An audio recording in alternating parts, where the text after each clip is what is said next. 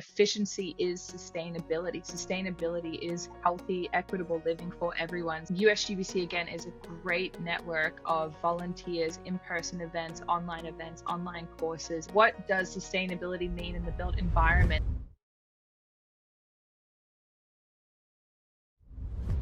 Hello and welcome back to another episode of SolPods Studio. I'm Harrison Cymbler, joining you from Blacksburg, Virginia, where I am a student at Virginia Tech studying smart and sustainable cities and political science. Today I'm joined by Steph Hallinan, Associate Director, U.S. Market Transformation and Development at the U.S. Green Building Council, or USGBC. Steph is based in Santa Cruz, California. Thanks for being here. Yay, thank you for having me. Thank you for joining us. So, Steph, your background spans architecture and supply chain Yeah. management. How did these different experiences shape your approach to working in sustainability and real estate and help shape the environment? Totally. So it starts when I first started with my role with USGBC, a stakeholder said to me, "You have the most zigzag career I've ever heard of." And I think it's important to kind of take a step back and appreciate the zigzag because while I've ended up here, I'm so grateful for kind of steering off course a little bit from where I thought I would be in college. So my degree's in architecture. I graduated from Bowling Green State University. And while I was studying my undergraduate, I learned about the US Green Building Council. I learned about LEED. I learned about the founder, David Gottfried. And I'd kind of said, oh, that's cool. So that's good to see someone's taking care of this. That's nice. Like, good to see someone's doing this. So during my studies, we really siloed in on sustainability and what that means in architecture. And that's when it clicked for me of this is where I want to be. This is what I want to be doing. So while I was studying, we took the LEED exam. We learned what the LEED rating system was, and we'll get into that a little bit later as well. And Mhm. basically, what does sustainability mean in the built environment? And it was still kind of new in that concept back then. So after I graduated, I was living, so Bowling Green State University is in Ohio, and I was really eager to work at Owens Corning. So Owens Corning is the pink insulation that you see at Lowe's and Home Depot, but they have this incredible branch that works in nonprofit with Habitat for Humanity. And I thought this is a really cool branch from what I did. It's a global company. I kept applying for any job until they just had to give me a job. And I finally got my foot in the door job, which was in supply chain customer service. And when I started, I was like really, really zoned in on I want to work for this nonprofit branch for the Habitat for Humanity. And I was like, okay, this job, I'll do well at this job and try and get in. And what I found was doing supply chain was really interesting. It was complete deviation from architecture. And someone came up to me and they said, "You're pretty good at supply chain." I said, "No, no, no, I'm a designer. I'm an architect. I'm a designer. I don't know anything about supply chain. I didn't study it." But what I found was a lot of the creativity I'd learned in school, I was able to apply to supply chain. And the difference is there's kind of two paths with architecture, and a lot of architecture students will know this. You can't really be done with the project. You're never done with the project until you finally put the pen down, until you put the laptop down. You can keep continuously working on a project, and it's really up to you to decide when you finish. Whereas that end goal is the creativity, whereas the opposite with supply chain is that goal is given to you from the beginning. So it's kind of the opposite. Here's the goal. Now you have to creatively figure out how to get to that end result. And what I really liked was that I could see the result, and it was just a matter of figuring out how to get there. And through the studies of architecture, I found I really thrived with creative problem solving because I didn't have that background. I was able to apply different solutions, and I ended up running the Lowe's supply chain account at Owens Corning. And that resulted in me then actually working at Lowe's and becoming an in-house supply chain consultant. So that's basically telling the supply chain how to supply chain. And where a lot of people learned about supply chain was during COVID. Mhm. Where is my product? How did it get here? And what the role is getting product from A to C. How do you get A, B, C? How do you make those dots connect? How do you do it in the most efficient way? And what was amazing was during that career component that I had was most efficient solutions happen to be sustainability. It happens to be something resulting in a sustainable solution, whether at the warehouse and distribution centers, it's battery operated forklifts, it's installing solar systems to reduce energy, which allows for more cost savings, which allows them to put uh, more capital into other projects. Mm. So what I found was that through that whole supply chain career, I was still in the door for sustainability. And I still had this passion. And then this job with USGBC opened up, and I thought, this is that company that I'd been chasing. This is that company that I learned about. I have to try. And what's amazing is that, again, that zigzag of you don't really think about sustainability with supply chain, but by taking these deviations and zigzags, it allows me to apply all of that in a creative way to the job that I have now. So it really deviated. And what all that to say is sometimes the opportunity presents itself in a different way than what you would expect while you're in Mhm. school. And sometimes you need to just let it happen because it's going to bring you back eventually to where you're meant to be and what you're meant to be doing. And I am so grateful for the zigzag because with sustainability and architecture with US Green Building Council, I don't know that I would have had the same business acumen, the same efficiency mindset, the same data metrics and analysis that supply chain gave me that I've been able to apply in this job. Awesome. Yeah, no, that's amazing. It's great to see how you started off in Ohio and went to for Humanity, ended up at Lowe's during COVID, Yeah. and now you're at a great job. It's really powerful to see how your background in something very practical can be so transformative, leading to a completely different area. Yeah. So turning now to USGVC, how would you describe its core mission and how has it evolved in recent years? At USGBC, the mission is really simple, building a better future for in the built environment that supports a healthy, sustainable world for all. And that's really all inclusive of the built environment equity, the surrounding cities, the communities. And what I want people to leave with is that if you have any interest in sustainability, you have a seat at the table. We want to hear what you have to say. You have something to contribute to sustainability in the larger scope. Uh, Great. That was a great answer. Like that's definitely a very encouraging way to talk about USGBC and their huge impact they have across various sectors. So, how does the mission impact your role? Can you give like a specific example of how it's played impact into your position? Yeah, absolutely. So we've talked about the favorite day that I've had at US Green Building Council, and my favorite day was I started the morning talking with a massive aerospace company on their sustainability goals globally and in as that pertains to outer space.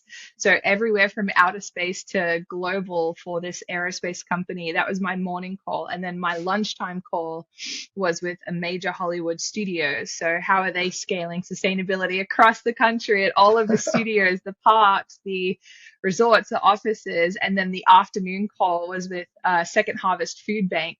So community oriented, still very much rooted in sustainability. And again, we go back to efficiency is sustainability. Sustainability is healthy, equitable living for everyone. So everywhere from outer space, sustainable initiatives to food banks all across the country. It's that was my favorite day because it was really this all encompassing moment of capturing everything you could possibly think of. And again, if you have if your company or you as an individual have an interest in sustainability, you have something to contribute to this. Yeah, no, that sounds like a great day. Like go starting off Yeah. in like space work and then ending up at like Yeah. food pantry. That's That's right. an Yeah. amazing day. And I'd love to hear how that's like Yeah. your favorite day. I mean, I could see Yeah. why. But zooming out a bit from the Yeah. project level to the bigger picture. You mentioned earlier about how USGBC encourages advocacy and policy to advancing green buildings. What are Yeah. the most pressing policy areas USGBC is focused on currently and why? Mhm. Yeah, so we talk about when you look at different administrations and governing bodies throughout the country, we are either in the position of protecting legislation or enabling legislation. So, depending on which administration is in office at that time, you can probably guess whether we're in protection mode or enable and proactive mode for advocacy. And this is kind of a game I like to play with everyone.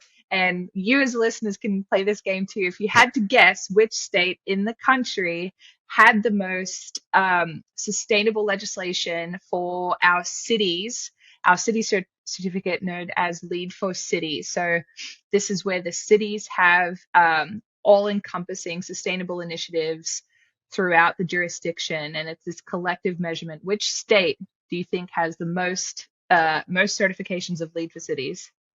See, at first, I want to go with like a bigger city or bigger a Hmm. state that has bigger cities like in New York or Yeah, California. But then, like, I think out a little bit and I start thinking about, like, okay, which cities seem to be the most step forward. So I'm thinking yeah, like Seattle and Washington, for love it. example, or Yeah. like maybe Denver and Colorado. Yeah, it's a good guess. It's a great guess. It's actually Florida. So Florida, Oh, by a landslide, has an enormous amount more lead for cities certifications than the rest of the country. And what that means is we've seen the news where in some parts of the country, certain things that lean towards sustainability, mention sustainability, have any kind of anchor or root to sustainability, are trying to be eliminated. And what's beautiful to see is that the cities, the communities, and those local governing bodies have said, we are still pushing forward with sustainability. We are still pursuing that. So to see Florida thriving at a local level, that's where we see success. And I want to take a step back. So USGBC really lives in three branches. So advocacy, education, and products. And we are mostly, what mostly funds us is the products that we sell. So people know us for LEED certifications, True, LEED for cities. We have a whole plethora of credentialing. You can get a LEED Green Associate, LEED accredited professional. There's so many products, and the products that we sell allow us to have that advocacy team and that policy.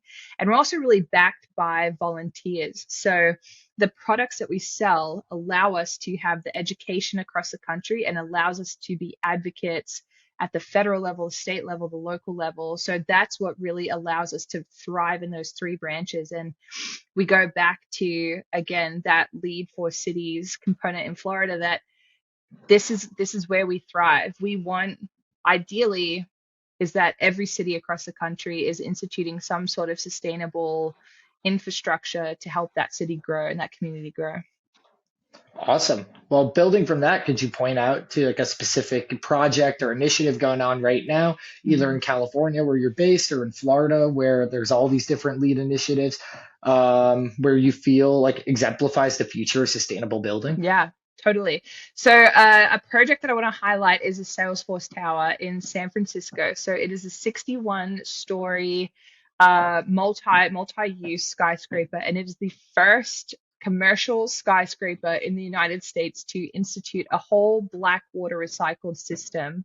And what I love about this is there's so many different components that make this building excellent. It's LEED core and shell certified, which means that the main systems and the envelope of the building have that LEED certification. So the building itself has LEED. It has this innovative water system. And, depending on scarcity, and as we face the climate crisis, everything about what we do comes with efficiency. So to see this building have this really innovative technology is one thing. And then the second part of that is the company, Epic Clean Tech, that have put that system in. They themselves have this incredible marketing campaign where they've made this black water and gray water into beer that you can buy at the store. So taking sustainable innovation from the built environment into the hands of any person that can see this, they have this passive attachment to sustainability. Someone just looks at this and says, oh, this came from a building of sustainability. What can I do tomorrow that's one more thing sustainable than what I did yesterday? So taking a simple idea of a very good solution and innovation for water infrastructure at a building and turning that into commercial hands-on materialistic things like a beer that we can consume. One, it's fun. It's fun, it's delicious, it's an incredible beer. And two, that's where we see innovation. So thinking creatively of it's not just about the buildings, it's about the communities around us and how can you engage with anything, any interest that you have in sustainability has a role to play and you can engage in any kind of way. Awesome. I mean, that's a super cool initiative. Like, I think that would do pretty well in college town like Blacksburg, Virginia, in Yes. the middle of nowhere. Yeah. And it would also have good upside for the environment with the sustainability. So I know we touched upon this a little bit in one of Mm. the previous questions when we talked about if anyone is interested in sustainability and wants a seat at the table, Yeah. the USGBC is your place. But for someone who's listening who wants to be involved and help make a difference by working in sustainability or real estate, but may not think they're a good fit for a job after college based on their major or prior internship or work experiences, in your view, what's a good way where a student could get involved? Yeah, good question. And I want to go back to my background too. I felt hesitant to even apply for this job. I had been out of the architecture and sustainability world for 8 years when this job was posted for me. And I was like, if I don't apply, I'm definitely not going to get it. So I have to at least try. So firstly, let some courses take you in a different direction than they thought they would. That's the first thing. The second thing is what you'll find is that sustainability is everywhere. Even the local coffee shop, they will source the grounds. They'll do very careful sourcing of the coffee beans that they get and have it be sustainably sourced. An office building, anything that you can think about for the future of what you want to do has some sort of tie to sustainability. So I firstly encourage people think creatively. Sometimes operational efficiency, as I said, with supply chain had a huge step into sustainability. So that's the first thing is think creatively. It doesn't have to have sustainability in the role. You can have a lot of that expertise that you gained from school be applied to that job. Secondly, USGBC again is a great network of volunteers, in-person events, online courses, any interest that you have. You can find resources with our website, with our courses, with our network of people. We're always looking for volunteers. But go to a lot of the time, there's events all over the country. Go to the event and just meet the people in that room, see what they have to say. And again, let that course steer you potentially in a different direction. If you have a degree in engineering, there might be a role at a coffee chain of operational efficiency, and your engineering degree could actually really be applied in a great way for excellence in that sustainable outcome for a company. So I think the larger answer is just be open to opportunities, keep your eyes peeled.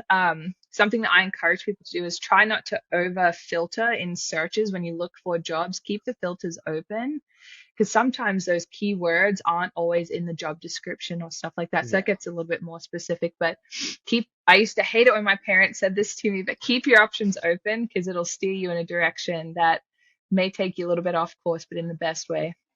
Yeah, no, I definitely agree. Like as someone in studying sustainability right now and urban planning and poli sci also, like that Yeah, creativity and just having all the different avenues open is what they kind of preach to us here when it like now that I'm a totally. senior looking into the job market. So Yeah. wrapping up, we like to wrap up every episode here with a little bit of fun. If you could have one sustainability superpower, what would it be and why? Yes. Okay. Magic numbers output. That's my superpower that I would like to have. So I come from data analysis world. I come from numbers digging world and figuring out the numbers, figuring out the ROI. What you hear a lot in sustainability is, and we talked about like, different types of administrations that encourage sustainability and don't. Everybody understands the cost and everybody understands cost savings. How much did this cost me? How much did this save me? Everybody understands that language. If I could just on the spot have those numbers ready for every existing project and hypothetical project to say, you will save this will cost you this, but you will save this for every project, that would be magical. So numbers magic on the spot. That's it. That's definitely a new one. I haven't heard of that one before, but Yeah, I'm not great with numbers, so just having them on demand like that, I think would be pretty good, honestly. that would be great. Yeah. Well, Steph, thank you for joining me today. To learn more about the U.S. Green Building Council, visit www.usgbc.org or follow them on social media. If you're interested in taking the Lead Green Associate exam, you can get study resources on the USGBC website. Thanks again, Steph. Thank you. And good luck to everyone. What you're doing is incredible work, and I can't wait to see you all out in the field. Thank you.